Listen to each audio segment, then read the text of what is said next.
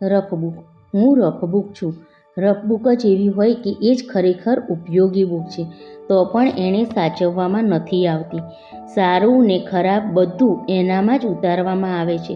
જરૂર પડે તો ઉપયોગી.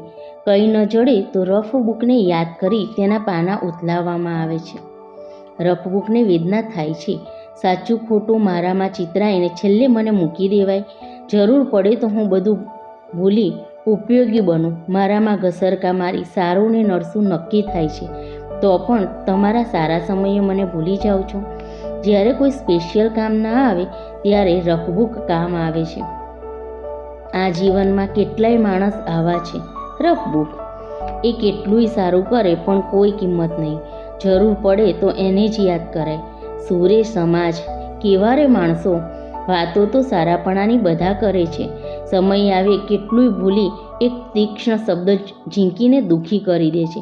બિચારો એ માણસ ચૂપ રહી જાય છે. એ લાચાર નથી, પણ આ સમયે બોલવું એને યોગ્ય લાગતું નથી.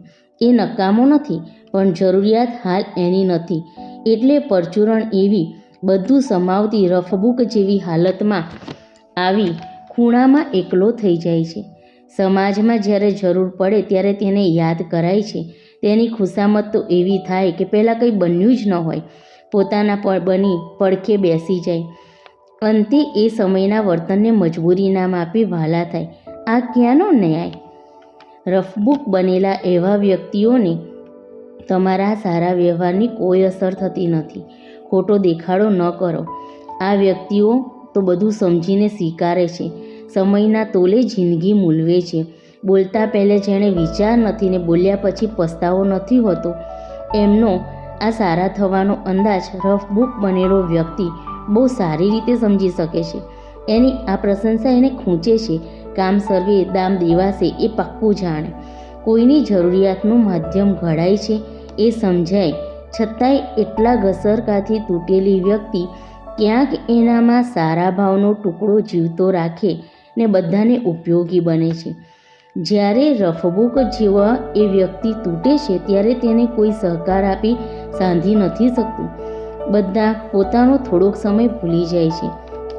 તૂટીને વિખરાયેલા આવા માણસોને ખરા સમયે બધા પોતાના સ્વભાવ મુજબ અસલી રંગ બતાવી દે છે. ખોટા આરોપોને ખોટા શબ્દોને સહજતાથી થોપી એના હલકા કરી દેવામાં આવે છે. માનવ સમાજમાં ઉપયોગી માણસો રફબુક બની મનથી પીંખાઈ તૂટીને ઉડી જાય છે. આવી રફબુકો એટલે કે એવા માણસોને માવજતથી માણસાઈનો માપ મળે તો એ રફબુક સર્વશ્રેષ્ઠ પણ પુરવાર થઈ શકે છે. વેદના વાંચતા શીખો. સાક્ષર રફબુકથી થઈ નિરક્ષર જેવું વલણ ક્યારેય ન કરો. રફબુક તો રાડો પાડી રડીને પસ્તી થશે, પણ એક અફસોસની હસ્તી જરૂર મૂકી જશે. સમય જાય છે એ પહેલાં સમજી જાઓ.